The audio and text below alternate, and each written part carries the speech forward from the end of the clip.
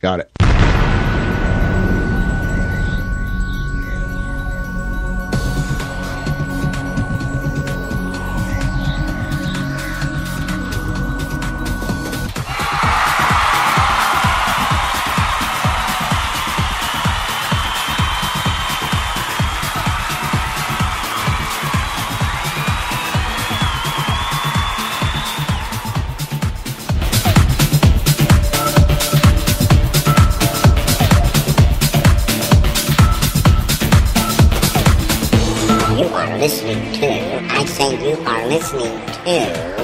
You are absolutely listening to the George Espinlove Show, coming to you live from the Funny Farm.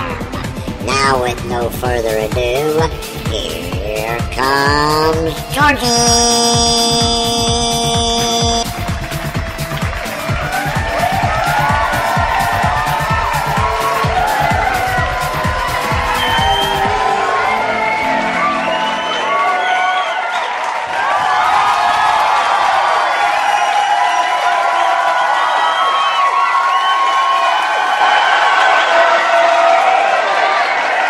Yippee, yippee! It's Friday, Friday, Friday!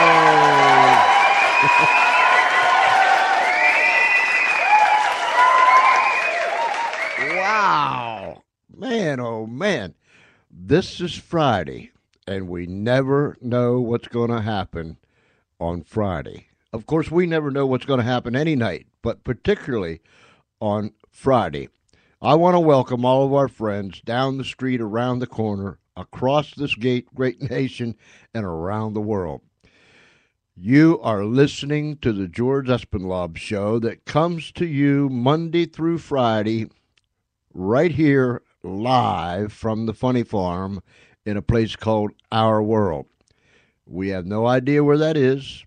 We don't know. We don't really care. We don't have a mailing address. We don't have a mailbox. We just live in our world. And I'll tell you one thing, it's a whole lot safer here than it is in your world. So come in, take a look around, get to know us. And most people don't like to leave. They stay here. Email me, George C.E. That's George C.E. at Comcast.net. George C.E. at Comcast.net. Let me say these couple things, and then we're going to bring Dina Rae on. And I just got this funny feeling that this is going to be a doozy. I really do. But first, let me tell you something. Charlie is doing double backflips. He's been doing them all day long over the simple fact that we received an email from Maria Danes, and you know I love her music. Charlie, he just goes ape. How can a dog go ape? But anyhow, Charlie just spazzes when we play Maria Danes' music. We received an email early this morning, from Maria Danes, and she said, and tomorrow night maybe we'll read the email. I forgot to bring it with me, but anyhow, her and her husband Paul is going to come on the show, and we're going to do it in April, hopefully the first part of April. And we are just excited beyond words to bring them onto the show from the UK. What do you think of that? Yep, I thought so.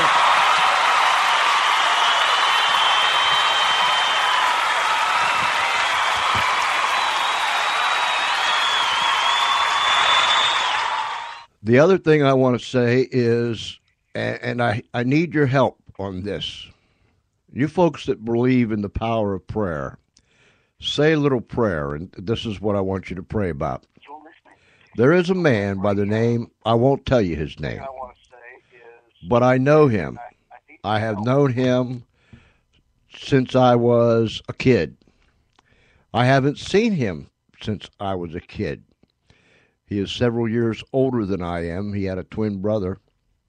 But nonetheless, In 1967, when North Korea captured our intelligence ship named the Pueblo, this man was on board, and he was taken captive by the North Koreans along with the rest of the crew. One crew member was killed, and they were held in captivity for quite some time before they were finally released.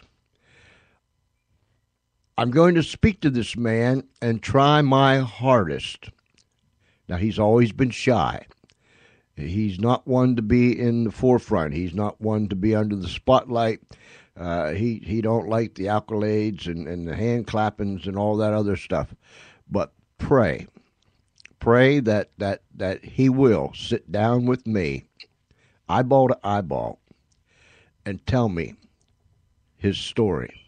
I think it's a story that needs to be told to the nation.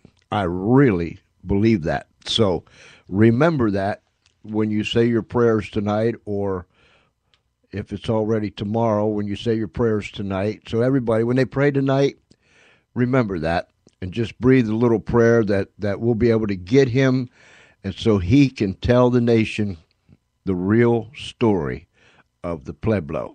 So I've said all that, and now we will bring Dina Rae all the way from out there on the show right now. All right, Charlie, do your thing. Hi, Dina. Welcome to the George Espinlaub Show. Hey, George. Thanks for having me. Did you think I forgot you? Not at all. Never, no way. As far as I know, I've never left no one out there. And that's only as far as I know. You know what I'm saying? I've always went out and retrieved them when I put them on the other side, I think. I'm a fan. I'm full aware of your introductions. You mean our annex? Oh yeah, the Funny Farm, and yeah. Oh, then you're right. Yeah, you got it. I mean, what else can be said? So what's been happening since we heard from you last time? Well, I got a new book out. It's coming out on May 1st, and it's called Halo of the Nephilim. And right now it's a sequel to Halo of the Damned. And right now, your listeners are more than welcome. I'm running my own raffle. It's on my website, which is DINARAE.co, DinaRae.co. And I have all kinds of gifts. And it's free to enter, and it's easy kinds of stuff to do, like follow me on Twitter, that kind of thing. And I'm not a spammer. It's just a promotional thing. I'm not looking to spam you or anything like that. Please feel free to enter. It's all in good fun and a promotion before my new book. So come on by.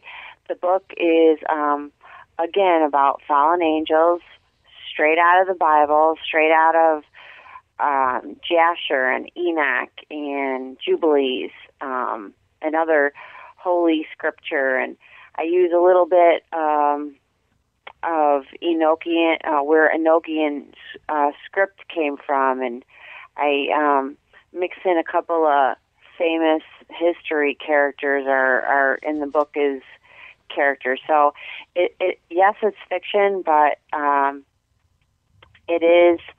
There's a lot of research that went into it, and I'm hoping that readers will like it as much as they like Halo of the Damned. I will say that you have to be one of the most thorough researchers that I have ever come across. Thank you, George. Thank you. I do put a lot of effort into that.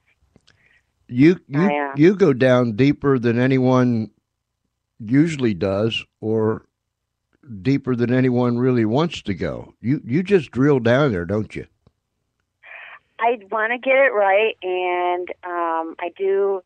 I like researching, and the kind of books that I like to read are, either nonfiction or fiction with tons of research in it, like your Dan Brown and your Joel Rosenberg and your Lincoln and Preston and people. It's just not. I don't want to insult other kinds of reads, but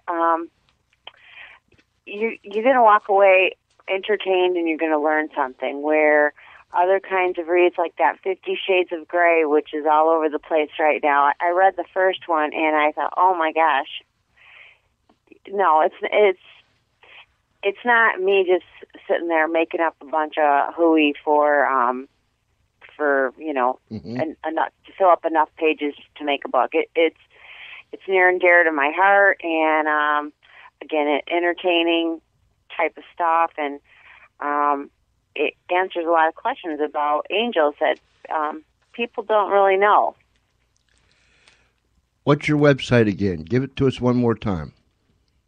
It's DINARAE, Dina Rae, and then it's .co.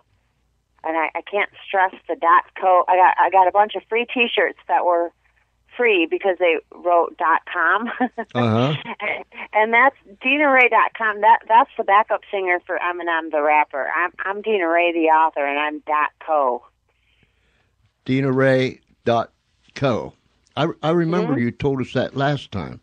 DinaRae.co. And your blog site is Dina, if I don't get tongue twisted here, Dina Rae's Yes. Right Stuff, Dina Rae's Right Stuff .blogspot.com, right? Yes. Dina Rae's Right Stuff, like write the way you write with a pencil, .blogspot.com. And that's a real fun blog that I write. I try to post at least once a week, sometimes 4 times a week, and I've got wonderful guests, and maybe you'll be one of my guests. I'd love it. And I do book reviews, movie reviews, interview radio people, other authors, actors, songwriters. I've had some famous guests on. I have a lot of fun with that, and I don't get paid for it or anything like that. That's just something I do for fun. It is really put together nice. I mean, thank you. There is all kind of stuff on there that once you get to running around in there, it just leads you from place to place and place to place. I just think it's so neat. You're in there. You're on the side margins. Yeah, I saw my double-headed ugliness here. Yeah, there he is. I mean, I'm telling you, you can look at that guy and tell he's not right. You know what I'm saying? That's just I mean that's a shame. But anyhow, you that word. Remember, I had trouble with that word. What is it? Nephilim. I still have trouble with it. Yeah. Most people do. They never even heard the word before. Nephilim. Nethiliim. And that's a fallen angel? Well, no. That's a result of a fallen angel and something else, right? And a human woman, yes. Ah, okay. I got you. When the Bible, and I'm still fascinated about these things. Maybe you can answer a question for me that no one's ever answered. I was always taught that angels had no sex, but yet these fallen angels had relationships with women on Earth. Am I saying that right? Yes, you're right. There's different levels of angels. There's archangels are the ones that I'm talking about, but there's other ones called principals and divinities and cherubim and there are different kinds that are sexless, but the highest of the different groups of angels are these archangels, and most people know Michael, and maybe you've heard of Raphael and Gabriel are probably the three that most people know about, but there are a lot more than just those three. And a lot of the Bible is only a few of the ancient writings that were written.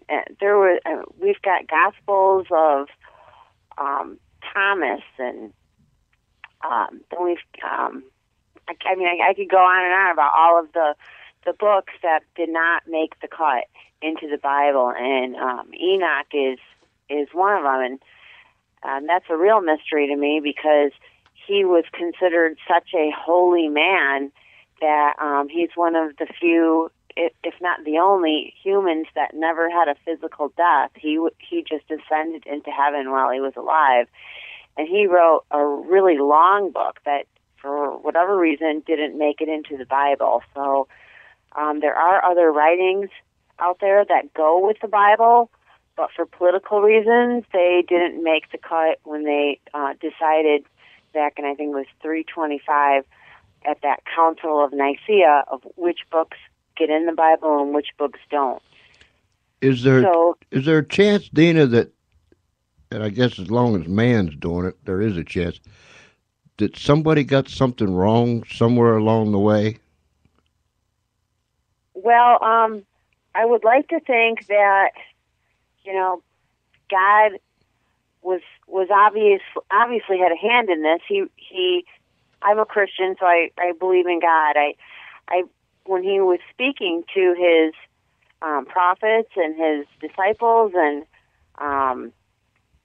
the men that he used to promote his agenda, and the women too, I'm going to take a leap of faith here and guess that they pretty much got it right, or he would have somehow interceded and corrected what was written.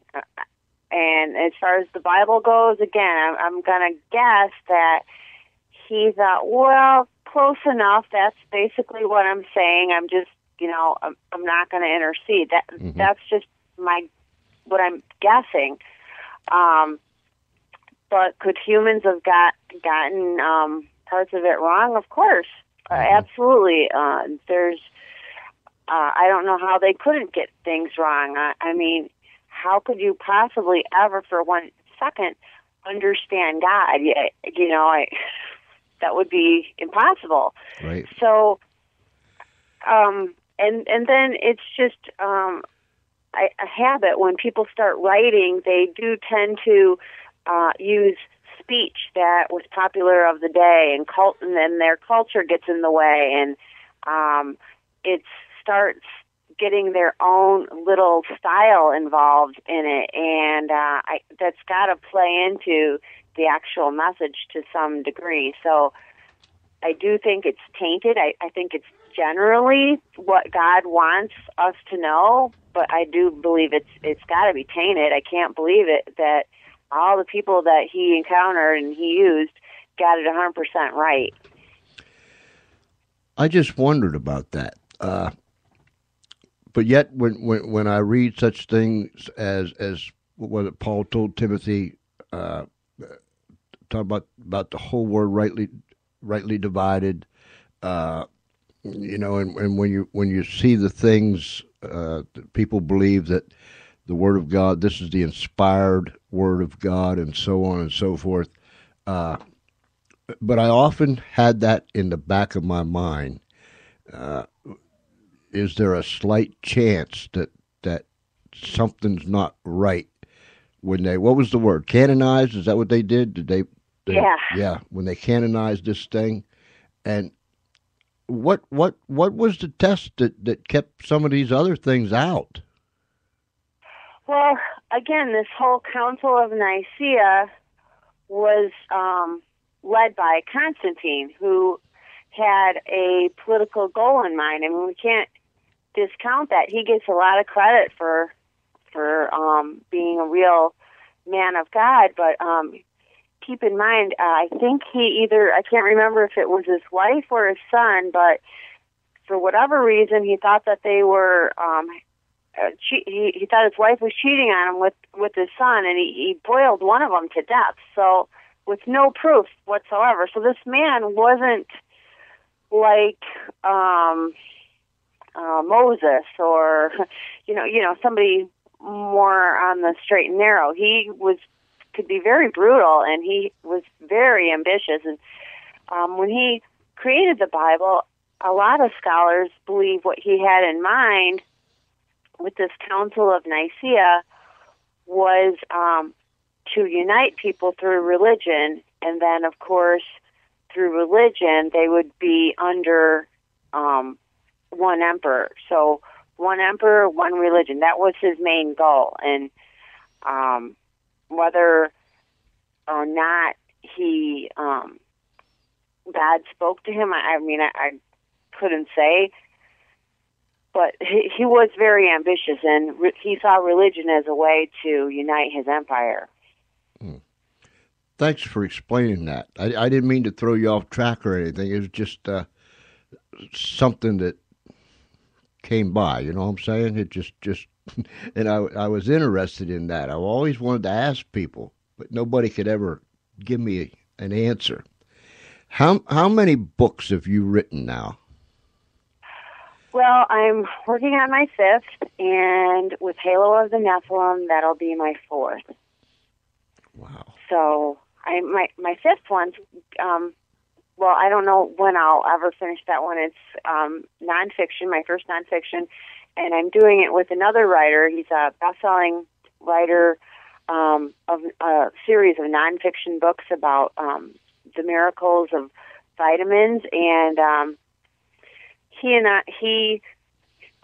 he's got a lot to do with health supplements, and I've got a lot to do with the whole New World Order. And my angle is in Europe. They've got this thing called Codex Alimentarius, and they think it's going to spread here, and all of the FDA and all of these guidelines about food. And I don't want to get too off topic, but there's, I think you said it on another show, he who controls the food controls the world. And they are organizing food standards on a global level right now. And why do they have to do that? I don't know. There's only one reason I can think of, but that's kind of where my mind starts to go after a while. Every time I watch the news, it's just confirming over and over again, like, oh my gosh, again, with this global this global that. Why do we have to be globalized? That's just me. And things are moving faster than we can almost keep up with, don't you think? I do. I really do. We're going at, ultra warp speed. It's like I can't believe it. And the food industry. That's what my new book will be about.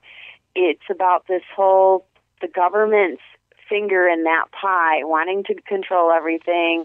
The corporations that are in with the right people, like Monsanto, for example, Pfizer. It's that kind of a book. And when it's done and all is good, I hope you have me on again, because I'd love to talk about that. I am digging up so much information on the pharmaceutical world, big agra. It's amazing. It's amazing. For example, not to get too off track, but the FDA, I'm looking up all of the people who are in charge of the different divisions of the FDA, and 80 to 90% of them have worked at one point in time for a big pharma company.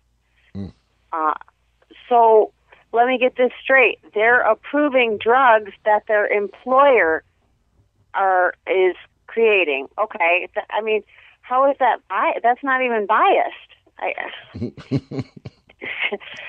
It doesn't make any sense.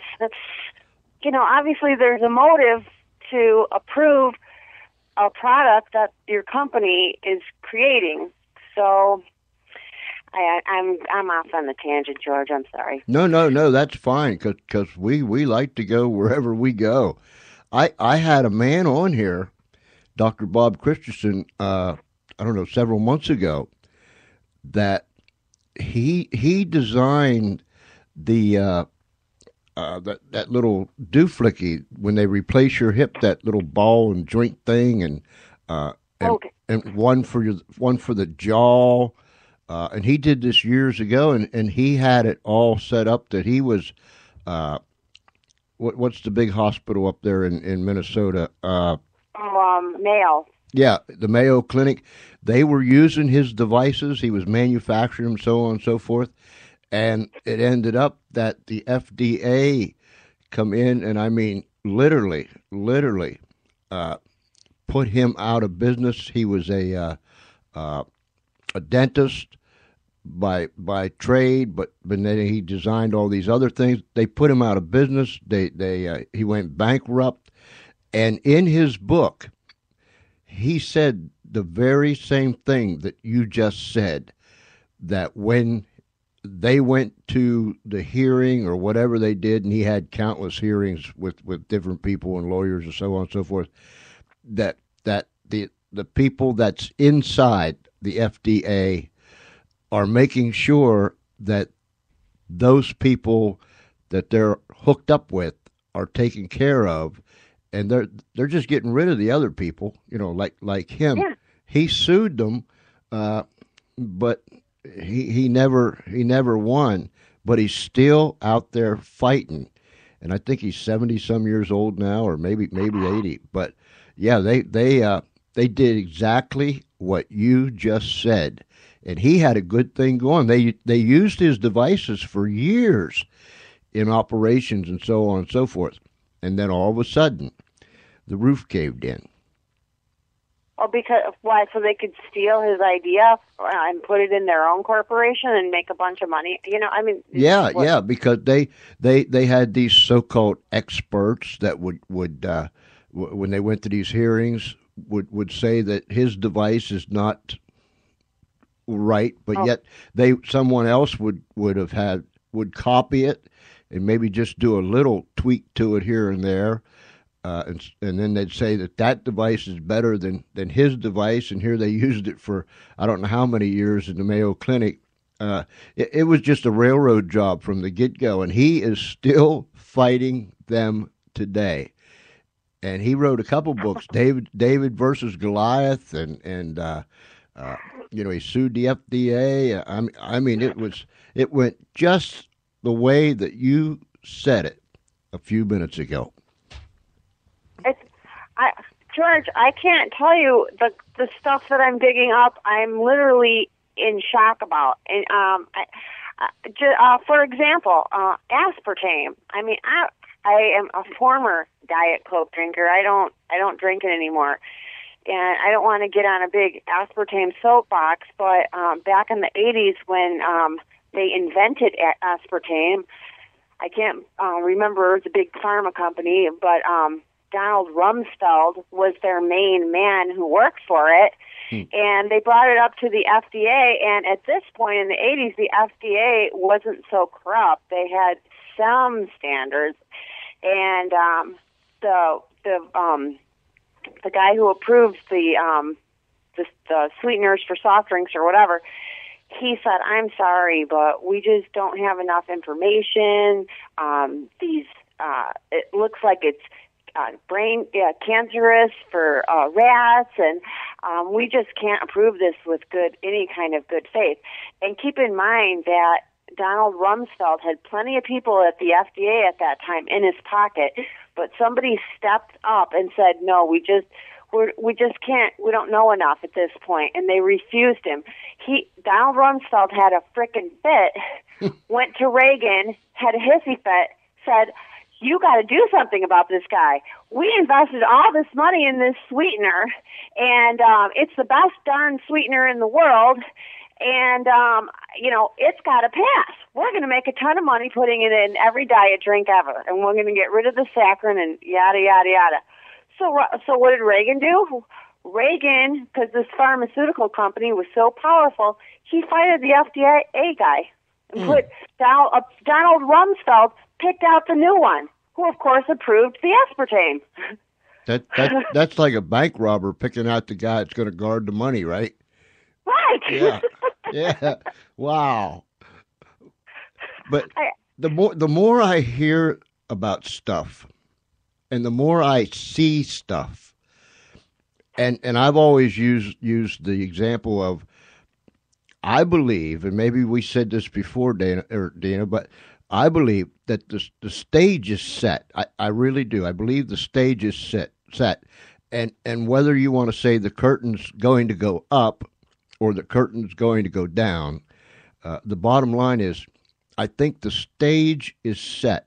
Everything is in place, and we're about to see something that we can't even imagine in our wildest dreams. Do you think I'm close or what? Oh God, are you? No, I think you are. I couldn't.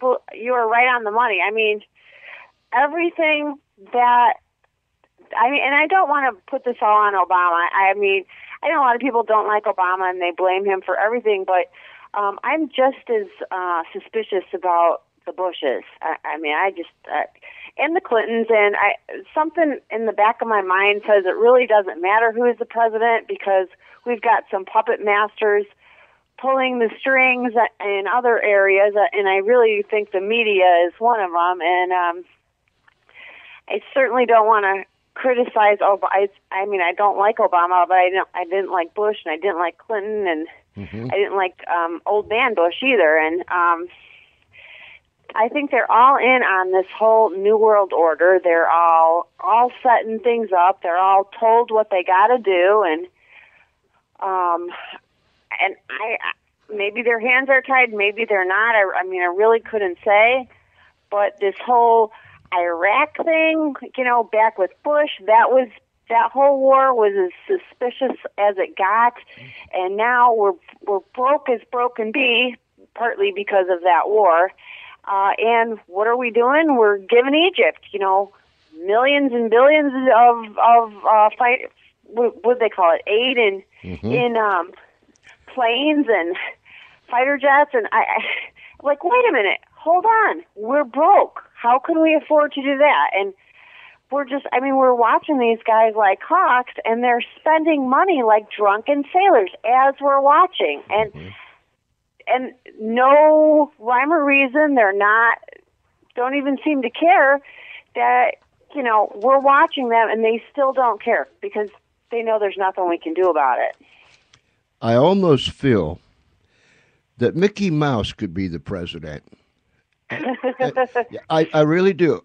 I feel like Mickey Mouse or Donald Duck, pick out any of them birds, but any of them could be the president of the United States.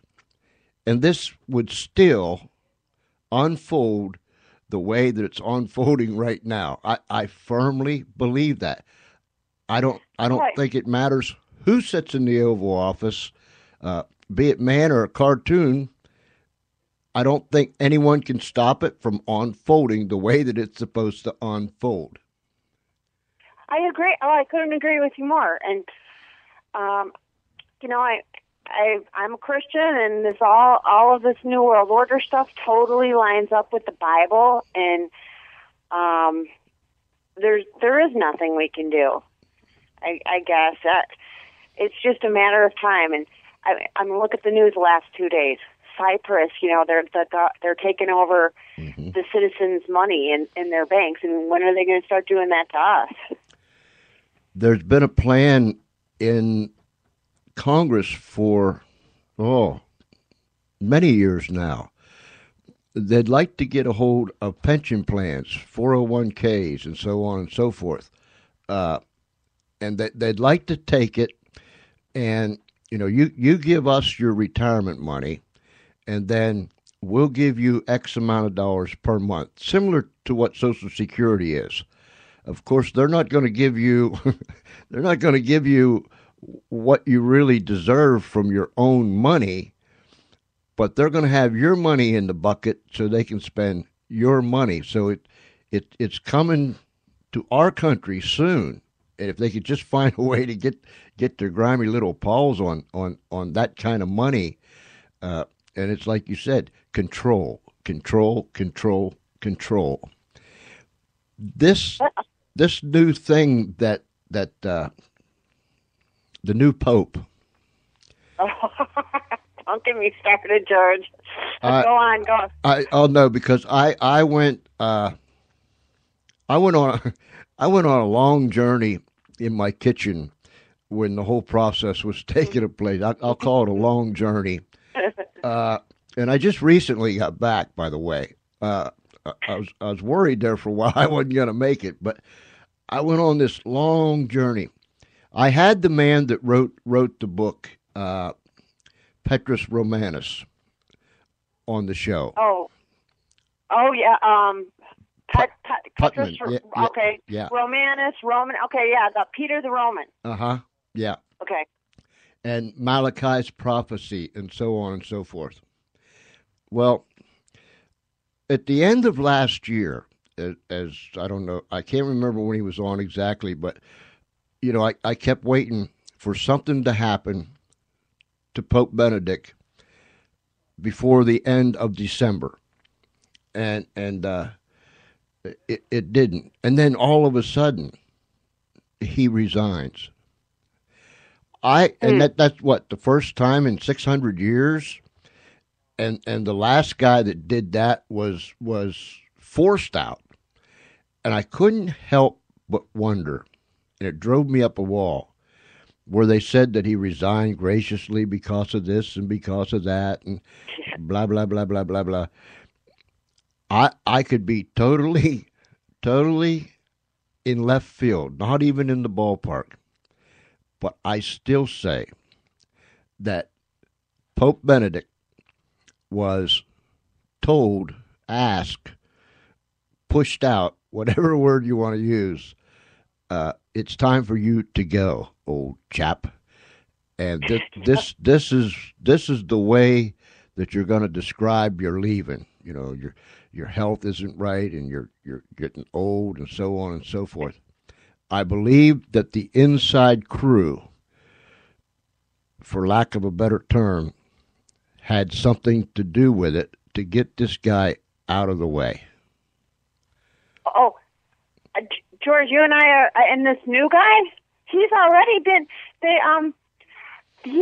been indicted by some kind of, not a government, but like some kind of international, I don't want to say Amnesty International, that's the wrong group, but I can't remember the International group right now. Common Law Court of Justice. Yes, that's it, thank you. Yes, he's already been indicted for war crimes. And, I mean, this guy's, supposed to be the Antichrist sidekick, according to Malachi, and who do they, everyone's watching again, the world is watching. Who do they pick after Benedict? They pick some guy with war crimes on his record. Mm-hmm. I mean, is this the best that they could come up with? Or is prophecy being fulfilled? I don't know. There was some that even went as far to say that during the troubles in his country, that they went so far as to say that he was a coward and he wouldn't lift a finger to help those that were being persecuted and literally murdered. So right out of the gate, one side is saying about how humble he is and how he really cares about the poor and the downtrodden and so on and so forth. And then these guys over here are saying, whoa, wait a minute, what about this stuff here?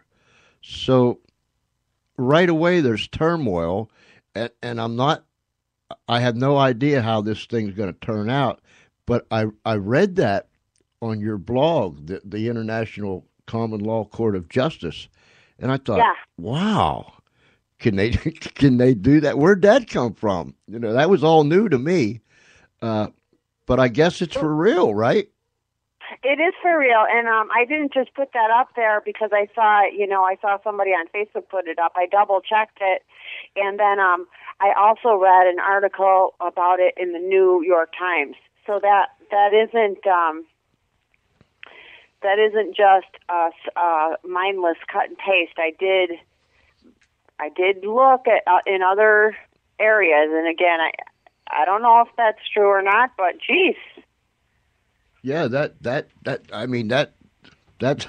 see, I can't even talk right because that's what that is, whatever that is. It's and I see it was issued by ITCCS Central Office, 15 March 2013, out of Brussels. Brussels has always worried me.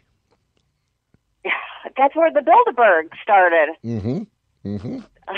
That's the first Bilderberg meeting, right? Right. Wow. I remember as a kid growing up in the church, and we would have our pastor, evangelist, men that were well known that preached the gospel, so on and so forth, telling us that Jesus was coming and pointing out this was going to take place and this needs to take place and so on and so forth. Well, you think, yeah. I've heard that a 1,000 times. But yet, my dad used to say, if you want to know what's going on, keep your eye on Israel, because that's where it's all at. I said, oh, okay. Well, that's Israel was born in May of 48. I was born in September of 48, so we're about the same age here, lacking a few months. But as I grew up, I mean, I didn't really care, but yet I'd hear the pastors and evangelists and so on and so forth saying things and this and that and other, and it went on and on. But then somewhere the lights came on, and I started watching pretty close of how things were developing. And I used to think, when the the prophets are going to be slain and laid in the street, the two prophets are going to be slain by the Antichrist. Oh yeah, and lay in the streets for 3 days or 5 days, whatever it is. But by the Wailing Wall, yeah. And everybody's going to see it, and I'm thinking, now how can that be? How's everybody going to see it? But with the advent of cable news and satellites, and I mean, Walter Cronkite used to do a show called You Are There, and wow, we are there. We can instantly see what's taking place, regardless of where it's at in this world, and it just sometimes it just creeps me out. Oh, and George, I totally agree. And then the whole language thing. I mean, we were divided up for a while with all kinds of language barriers. But have you tried that Google Translator now? No, never tried it. Oh, it really works. Oh my gosh! Oh yeah, it really works. It's crazy. Wow. Oh my God! You can copy paste a paragraph or whatever in a different language and put it in the whatever language you say it's German. So put it in click on German and then click on the other box English, and you got a decent translation. Wow. Now it's very that'll get you thinking. Yeah. Wow. It's all coming together.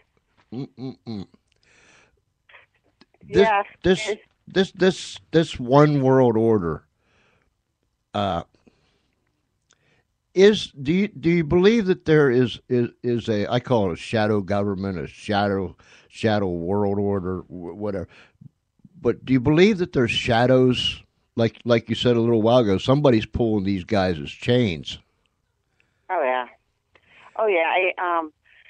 I really believe your top media moguls are involved with this because they're the ones what is 6 or 7 guys own 95% of the media or something like that. Mm-hmm.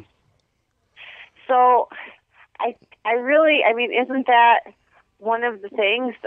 You get rid of people's guns, you censor Mm-hmm. their news, you mark them per their beliefs. I mean, there's certain things you got to do, and then with that, they do it with pets. It's just a matter of time before they do it with humans. You microchip people, and now the government's got their life story and can track them via satellite and whatever. I mean, it's total control. I mean, it's really just a matter of time. And this Obama healthcare, I'm real suspicious about, because now your whole health thing is going to be on one computer database, And that means that if I get whatever I've had or have, and let's say I'm 300 miles from home and I have an accident and go to a hospital, they rush me to a hospital, they can instantaneously bring up my stuff, right, on a computer.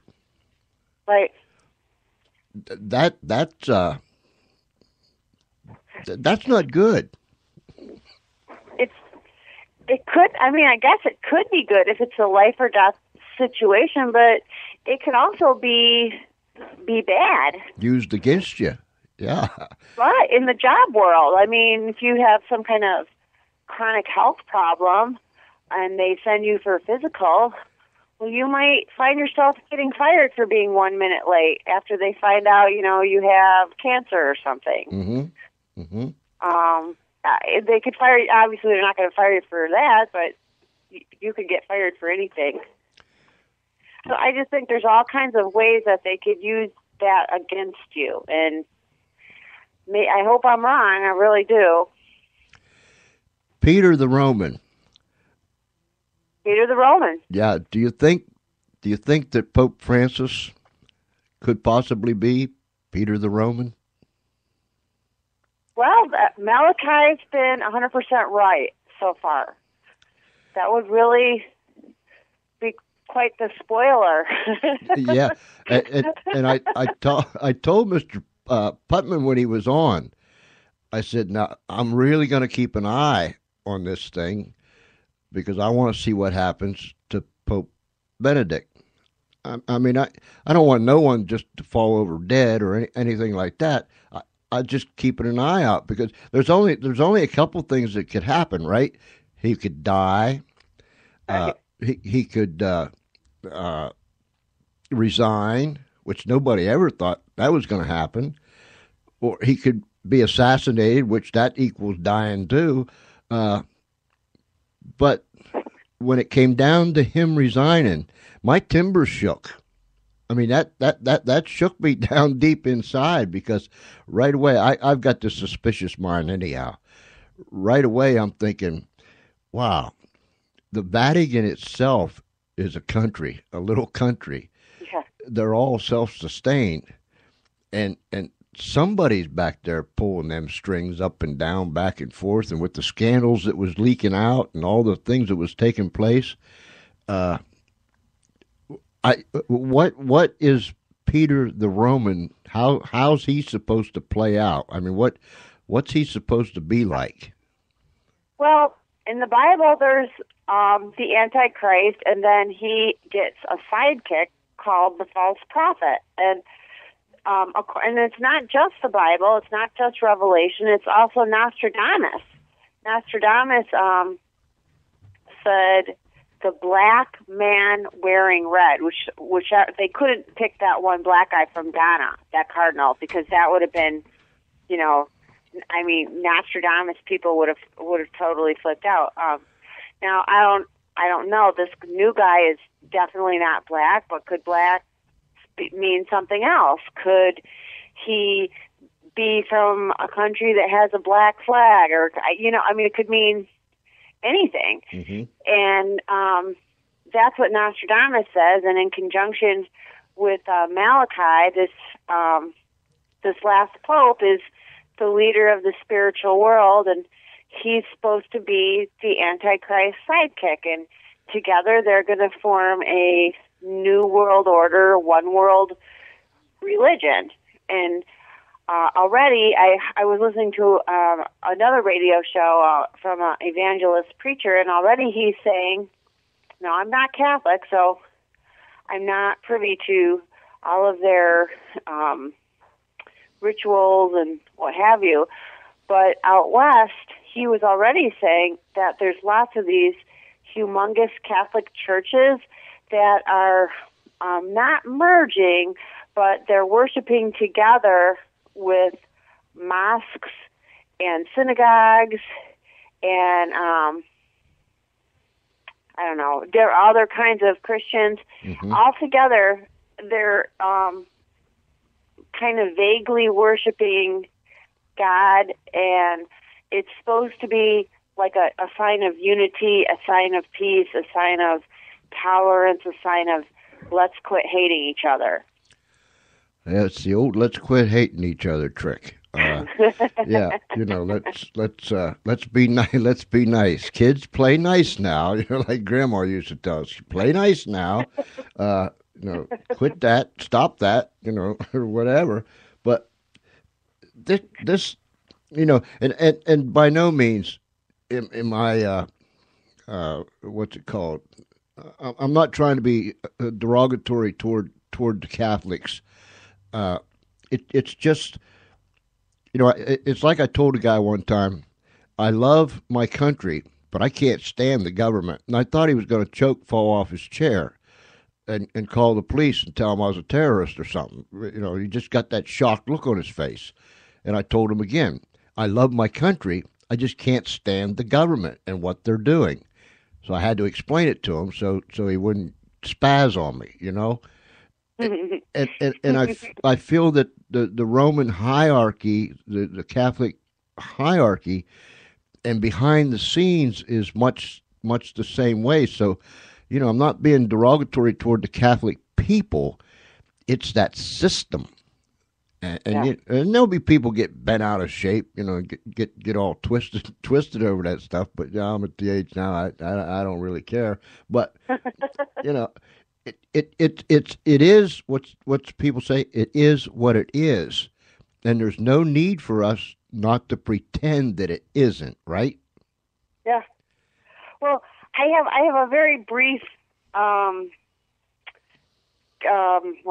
have a very brief moment in my life where I was somewhat involved with the Catholic Church. My husband's Italian, and everyone in his family is Catholic, and he didn't want to go to church, keep in mind, but he wanted his kids to be raised Catholic, and my one daughter made her communion, and we barely went to church at the time. And now this let's all worship together thing, it really cracks me up because my daughter's now 14. This is 6 years ago. We're only talking, and I was not allowed to go up. And now I'm a Christian. I was confirmed Lutheran. I went to my confirmation in 8th grade and all of that. And I was told on her when she was in 2nd grade when she got her communion that I could not go up there with her because I could not take the wafer and drink the wine because I was not a Catholic. Mm. I'm like, oh, really? I was irate, and that was pretty much the last time we went there. But I was put off right away. And the church we go to now, they don't, anybody, there's no, you have to be of this religion to there's none of that. And when I hear this, they're worshiping with the Muslims, they're worshiping all together singing Kumbaya. Mm-hmm. Wait a minute. I'm on the same page as they are, and I can't go up with my kid on her special day I don't know, I was just a little bit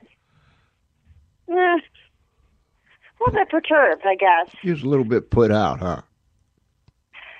And then you take that in combination with, on every other month on the news, there's some priest or bishop or whoever, with the boys and everything, and the little boys, and it gets to the point like, they're more of a headache than they're worth.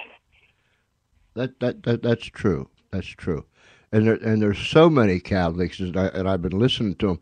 There's so many Catholics that's not practicing Catholicism anymore because of those kind of stuff that's happening like that with the sex scandals and all that. So, and I guess this Pope is supposed to be the one that tries to bring everybody back into the fold.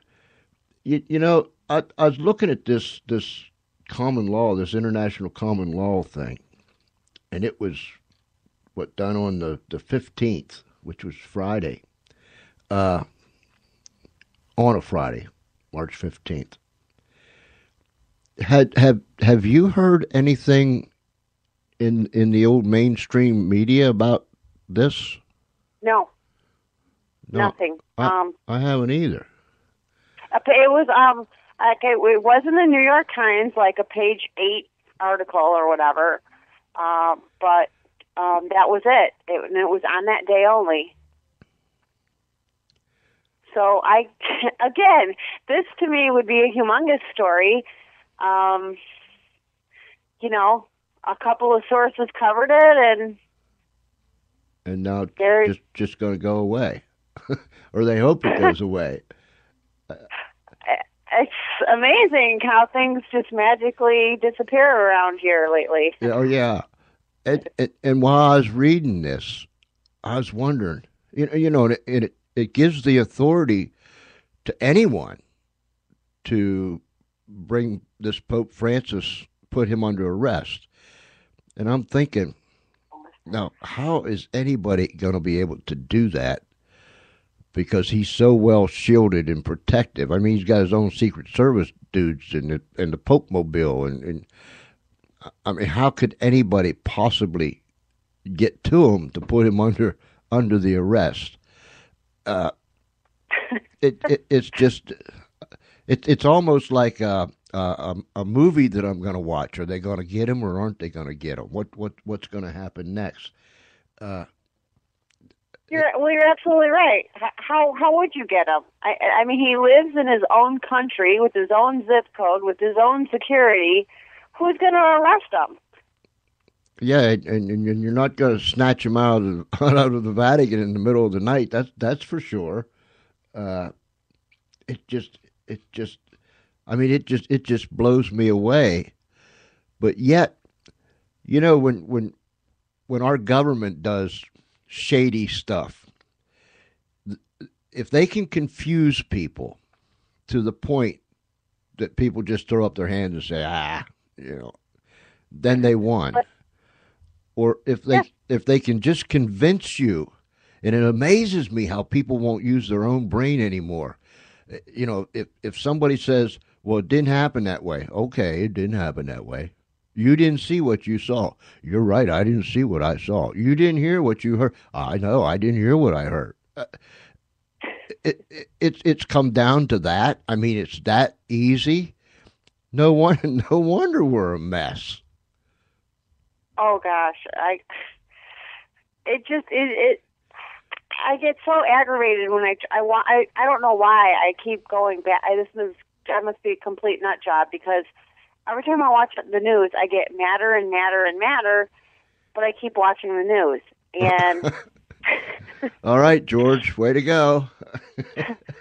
And it's so funny because I'll watch CNN, and it's an entirely different set of stories that's on Fox. Mm-hmm. And I try to flip and try to figure out the truth from what I'm flipping, and then I'm thinking like, well, this is a waste of time, because the real stories, they're burying both channels, and we're not going to know about them. And I don't know. I keep plugging. Dina, you know what we should do, and I'm serious. We should somehow correlate a date that that you could be on the show, and we pick out one of these topics, and we just try to cover that one single topic. I would love that. Inside, outside, upside down. I mean, approach it from every angle, shake it out, put it back together, and then tear it apart again. I would love that. That would be so much fun. I don't know if we'd have any listeners or not, but I'm telling you, it would be fun. I'm sure we'd have listeners. I really am. But that's what people need to hear. They need the ins and outs and how it is and how it went and how it's supposed to be and all those things. And I always tell our listeners, we bring people on our show that will cause you to think. That. And no, you do. I don't know how many times I've said it recently, but this mechanism called a brain, and I only have 1/2 cell left of my brain, but this mechanism called the brain, it is the most magnificent piece of machinery. You talk about a computer, and we don't even use hardly any of the power that's in this brain. If we could just get people to think. Oh, I agree. I would love it. Subject by subject. Each do our homework and the facts about the Benghazi, the facts about the Pope, the facts about chemtrails, and try to somehow string some kind of conspiracy theory and get it to stick. One of my favorites right now, I mean I've heard bits and pieces of this for months now, but it's starting to kind of take a life form of its own, is Fort Knox being empty, and Germany supposedly put all of their gold in with us during World War II to protect it in case things didn't go right, and they've wanted it back over the past few years, and we don't even have it. We don't even have our own. Yeah, that's true. You know what else we could do, and I mentioned this one day this week. We've been experimenting around here with Skype. Now I've used it when I've interviewed a guy over in Parma, Italy. When I did an interview with a fellow over in Morocco, another fellow in Ireland, and I got another interview coming up out of the UK and so on. And so Skype is pretty cool, but we're tweaking it and testing it to where we can use Skype and have people call in at the same time, and everybody can hear everybody, and the audience can hear everybody. And we could open the Skype lines, after we run our faces, and if people wanted to holler at us, okay, they could holler at us, or if they wanted to ask us questions, they could ask us questions. Maybe we could even go as far as getting that thing tweaked up just right and put it into action too. That sounds great. I'm telling you, this 1/2 brain cell that I have left, sometimes it amazes me. And I think, man, if I just had the rest of it like I used to, I could probably do something if I had the rest of it, but I had no idea where it went and what I did with it. Hey, Dina, let's work on that. I'd love to, George. And everybody in the world is listening to us, and so it's not like we're just going to all of a sudden jump up and say surprise, surprise, surprise, because we're telling everybody right now that we're going to do that. Just be patient with us, ladies and gentlemen, boys and girls, friends, Romans, and countrymen. Be patient with us so we can get our stuff together, and then we'll throw it out there. We need to stay in touch, Dina. I'd love to, George. Okay. I know we're Facebook buds, and we got each other's emails, and I got your number. That's it. That's all we need, right? That's it. All right. I'll tell you what. Before I let you go tonight, man, you know, we've been on here for like 60 minutes. Lip drip. I call it lip dripping. We've been on here all this time, and it only seemed like we've been talking for 5 minutes. And Yeah. I just get so excited inside. If they could turn me inside out right now, I'm moving faster than a speeding bullet in there. I'm just so psyched up about this that I can hardly stand myself. Well, George, I always love being on your show. You're one of the most gracious and informed hosts there are. So, thanks. I do appreciate you having me on. I think you and I are on the same page about a lot of things, and I look forward to listening. It's always fun to be a guest. And we'll do this. We will definitely do this, even if we could do it monthly or weekly or whatever's convenient for you. As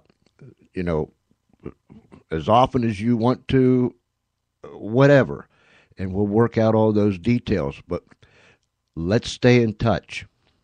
Definitely. Okay. You heard it here first, ladies and gentlemen. Whatever you heard it here first. I don't know what we call it yet, but you've heard it here first. We're going to do this thing. So pass the word. Tell everybody that we're going to do this thing. So we're going to try to present the truth to you, and try to dig a little deeper and figure out what it means. Right. Oh man, this is exciting. Dina, thank you so very, very, very. Thank you. You know, I told a guy this afternoon, and I only talked to him just for a few seconds, and he said, "Who are you having on the show tonight?" And I told him, and when I told him your name, I just kept on going. I said, I got the funniest feeling in the pit of my stomach. This is going to be a Lulu. And he said, yeah, well, probably so. And we parted company, But I don't know about you, and I don't know about the listeners, but to me, this has turned into a real Lulu. And Lulu to Espenlaub means a real good one. Well, thanks. I think so too. I am glad to meet someone who's interested in the real story and in the conspiracy theories that might not be conspiracy theories. That what's really going on, and just not taking the media at their word. That's right. All right, ma'am. Thank you. Email me, call me, send a pigeon, do whatever, and we'll get this thing going. Awesome. And give my regards to your family. And what's the dog's name? I got two. I got Caesar and Calpurnia. Caesar and Calpurnia. Are they both the same kind? One's a Husky hybrid, and one's a German Shepherd. And the Husky is the one that's in your picture, right? Yeah, she doesn't bark. She howls. Huh. So the barking you heard in the background is my German Shepherd. Well, at least that way you can tell them apart, right? Yeah, they're real sweet dogs. They're lap dogs. Well, give my regards to your family and to the dogs. Thank you, George.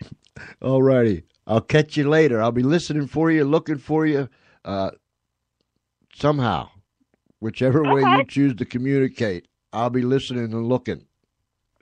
I'm going to send you a news story that we both could do some research on. Okay, I'll be ready. All right. All righty. Thank you. Thank you, George. Whoa! Wow. I'll be back in just 30 seconds. Hey, you're back and you're listening to the George Espenlaub Show.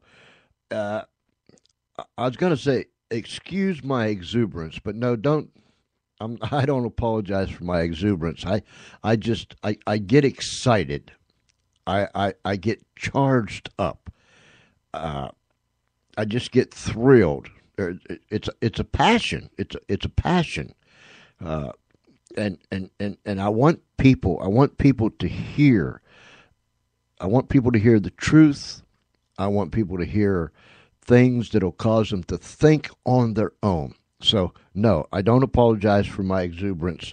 I thank God for my exuberance because, after all these years, I still get excited. And there is so much that you can do as an individual if you just clear your mind, give yourself a good shaking.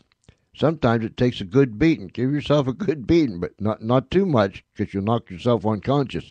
But anyhow, do what you got to do and come alive. Come alive and get that brain housing group. Get that instrument working like it's supposed to work. And you'll find yourself getting somewhat excited, perhaps just like Espinlov. I see you shaking your head saying, oh, no, I don't want to be like that. Hey, it's fun in my world.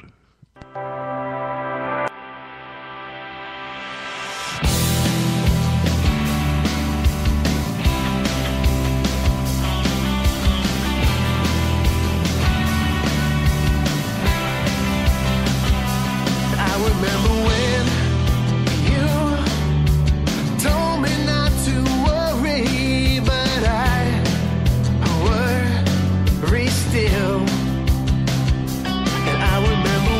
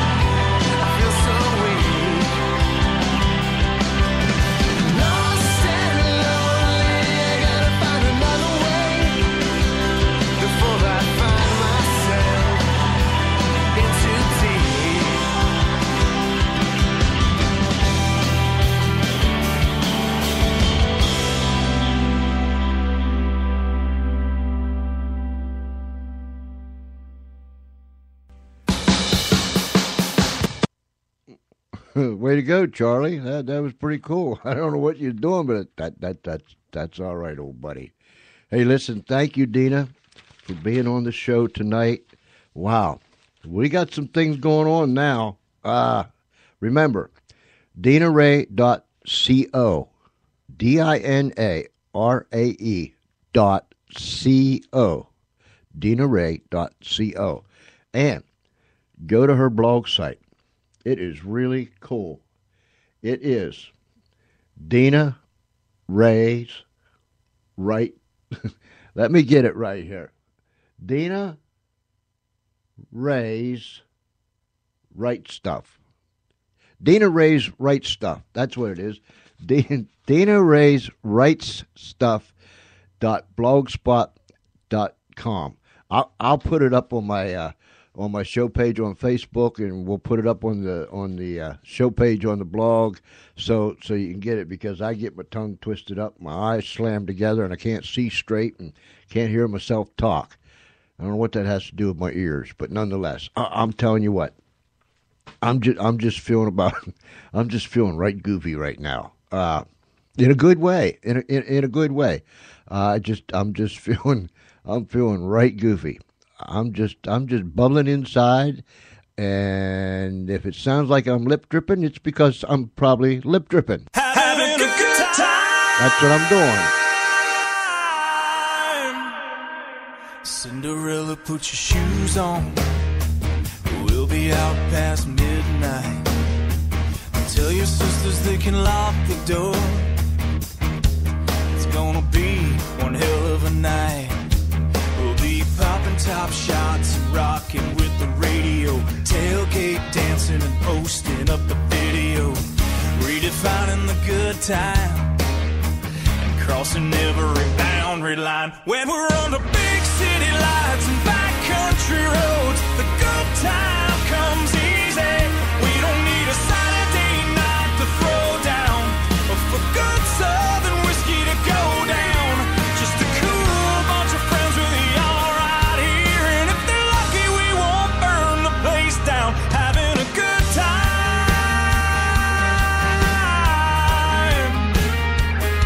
We're having a good time.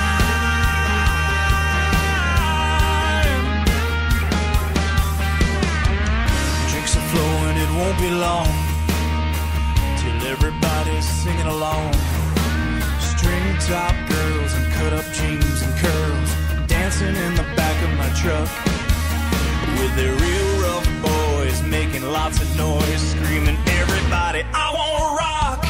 When we're under big city lights and backcountry roads, the good time comes easy. We don't need a Saturday night to throw down, or for good southern whiskey to go down. Just a cool bunch of friends with y'all right here, and if they're lucky we won't burn the place down. Having a good time.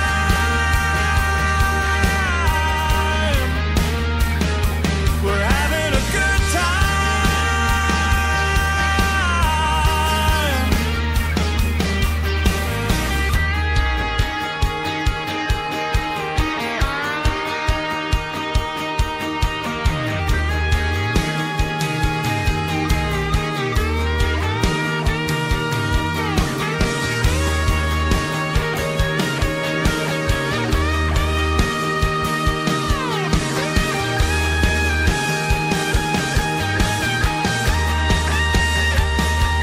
When we're on the big city lights and backcountry roads, the good time comes easy.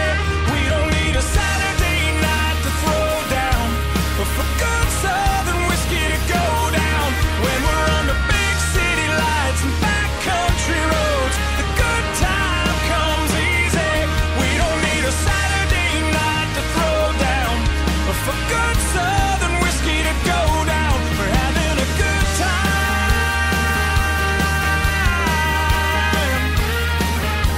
We're having a good time.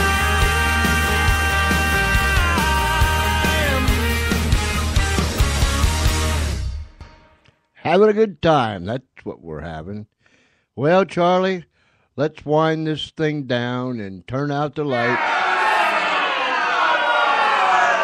All right. don't get yourself in an uproar there. All right, if you want to stay a little longer, right? Yeah, I figured that. Okay.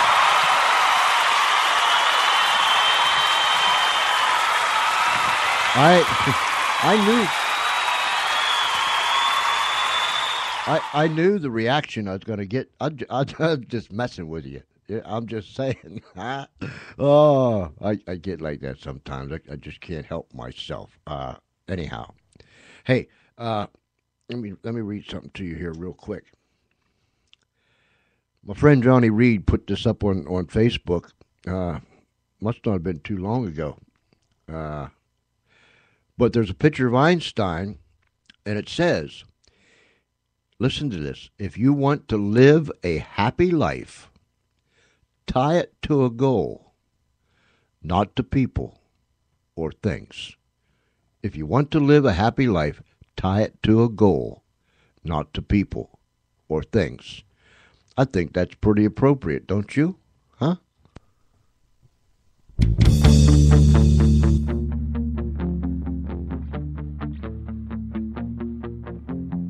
Someone gonna pay for this, just a matter of time.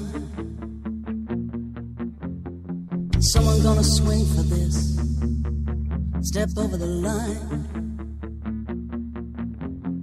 Someone gonna laugh at this, when they ought to be crying. Someone's gonna live for this, when someone's dying. And I can't love with the death in between. I can't take no more. I don't wanna see what I've seen.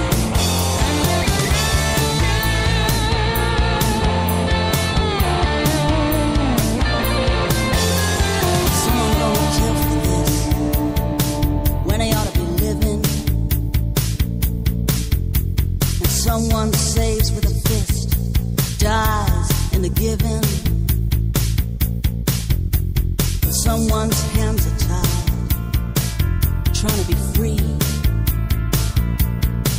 And all manner of darkness is turning me. And I can't love with the death in between.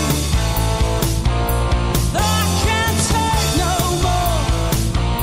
I don't wanna see what I've seen, what I've seen.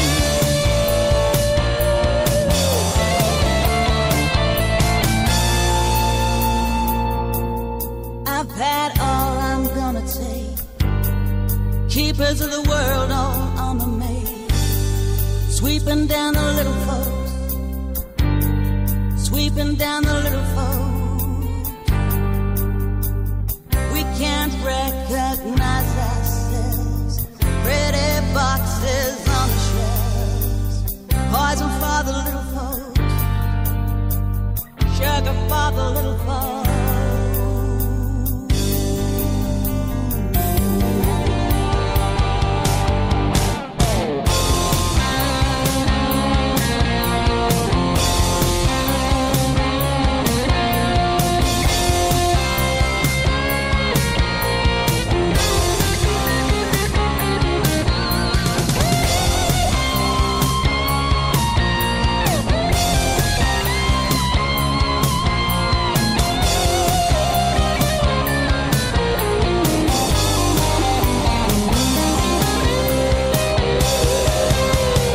Someone gonna swear to this, just a matter of crime.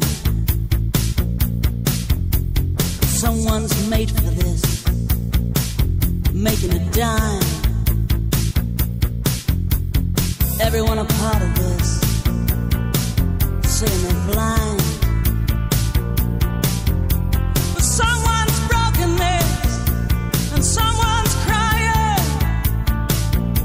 And I can't love with the death in between.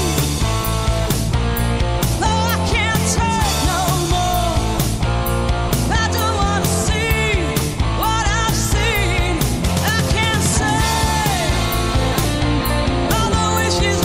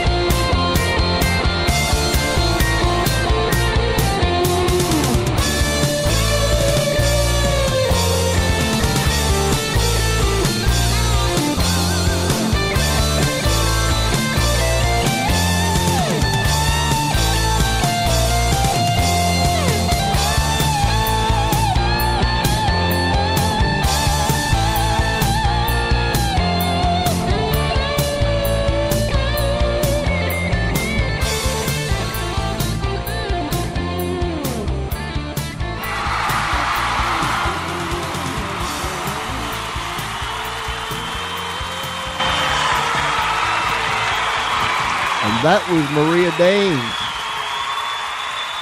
And yippee, yippee, yippee, her and her husband Paul is going to be with us in the month of April.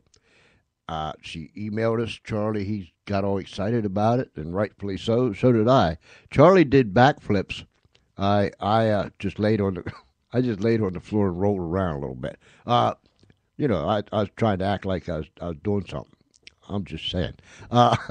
Anyhow, it's Friday night. It's Friday night here at the Funny Farm. Thank you, Dina, for being with us again. And don't forget, ladies and gentlemen, go to Dina Rae, DINARAE.co.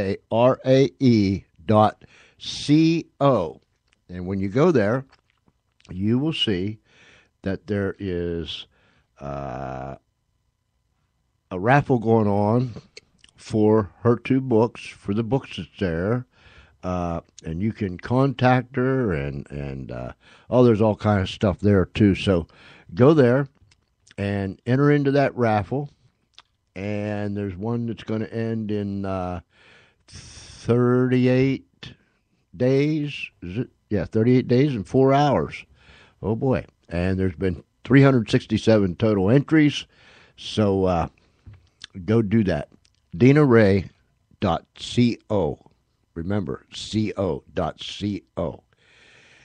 Wow. What a night. I am so charged up. I'm glad it's Friday because you know, I'm weird anyhow. I get up at 3 o'clock every morning whether I need to or not. I'm just so charged up. I don't even know if I'll be able to lay myself down and go to sleep. But if I do, I'm going to sleep fast because there's work to be done. We have us a mission here on the George Espinlove Show. I really don't know what it entails. I told you, things are happening that I can't explain, but yet to a point I can explain it. And there's things that I don't understand, but yet I do understand to a point. And there's things that I don't know about, but yet I do know about. And that's why I can explain it, but I can't explain it. I'm just saying. I hope I'm not getting you confused.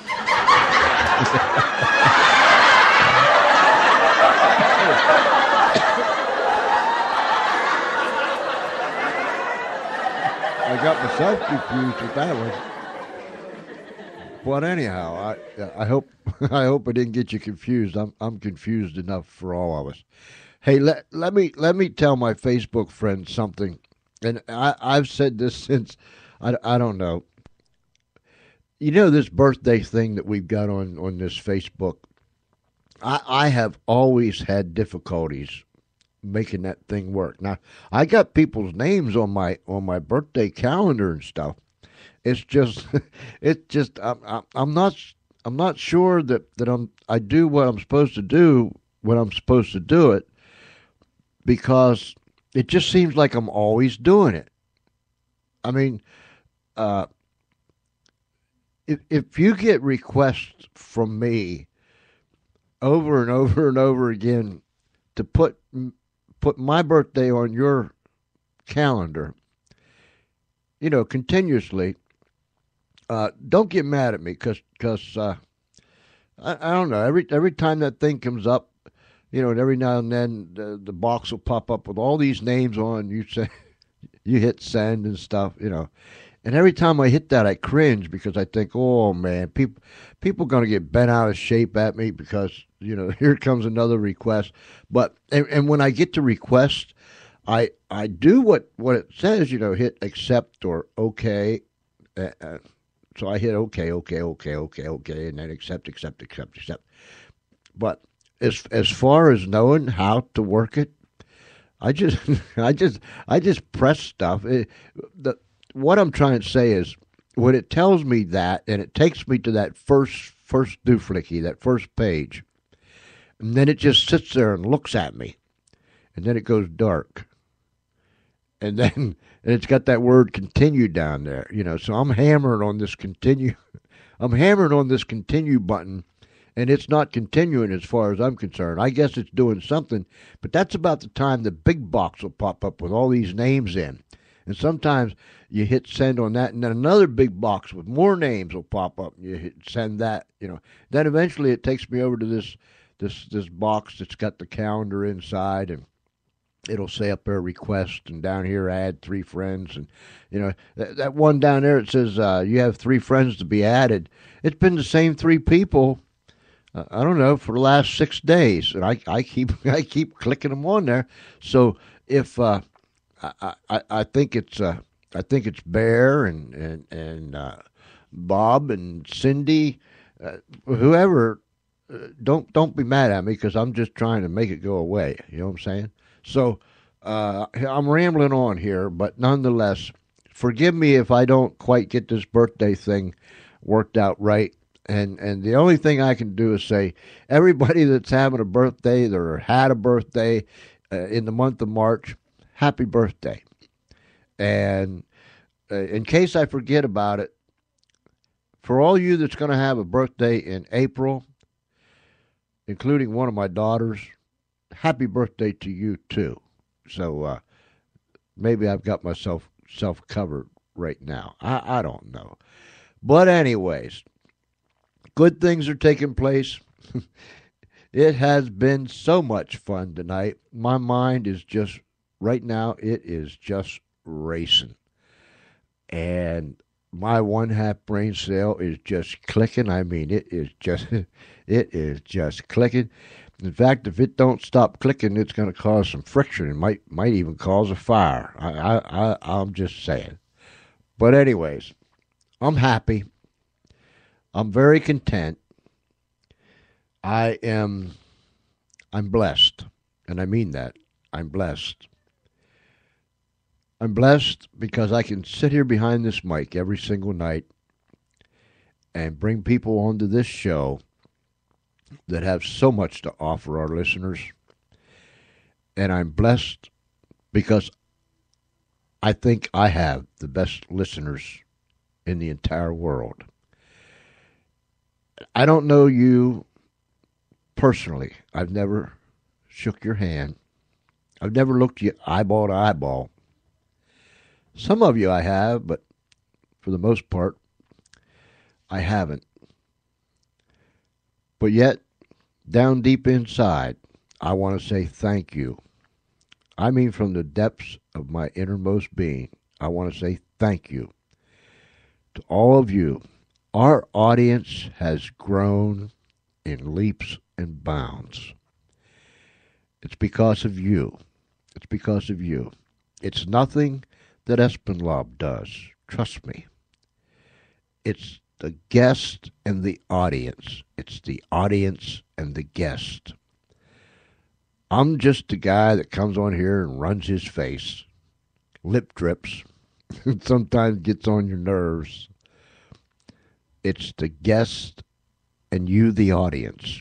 It's you, the audience, and the guest that makes this a success. It's because of those 2 elements, you and the guest and you, that the audience is continuing to grow each and every single day. We're getting good reports from people. Oh, I know. I guess we twist some people out of shape and they get their panties in a wad every now and then, but that's only to be expected. I mean, that's what makes the world go round. But you folks and the guests that have been on this show have made this a success. And I salute you and I thank you ever so much for allowing me to be a part of such a great thing as this internet radio. Old-time radio, and I use that term loosely. Maybe I shouldn't say old-time radio, because that makes me sound like I'm ancient or something. The other kind of radio, that we used to do was exciting, thrilling. Anytime you go behind the microphone, regardless of the format, if it's your passion, you are a blessed individual. man or woman, boy and girl. And with the advent of the internet and the way things have evolved, men and women, boys and girls around this world, they too can shout out from the rooftops and be heard around this world what they want people to hear. I'm so glad that I'm still here on this earth, and I'm so glad that I'm sitting behind this microphone. And it's all because of you. Thank you ever so much. Tune in tomorrow night. Tomorrow night is Saturday, 6:30 p.m. Eastern Daylight Time. No, we're done with Daylight Time, right? Eastern Time. Okay. Tune in tomorrow night, 6:30 Eastern Time. And Saturday night, we bring you another exciting episode of Unshackled. And then again, Sunday morning at 7 a.m., we'll return. And we'll play another exciting episode of Unshackled. Real dramatization of real live people that found themselves in the old miry clay, in darkness, but they became unshackled, and they come out on the other side in victory. So join us tomorrow night, 6:30 p.m. Eastern Time, and again Sunday morning, 7 a.m. Eastern Time, for some real exciting episodes of Unshackled. Produced, and it's the Ministry of Pacific Garden Mission out of Chicago, Illinois. And they've been around a long, long time. And we're so happy to be part and to air their show. Well, this time, ladies and gentlemen, boys and girls,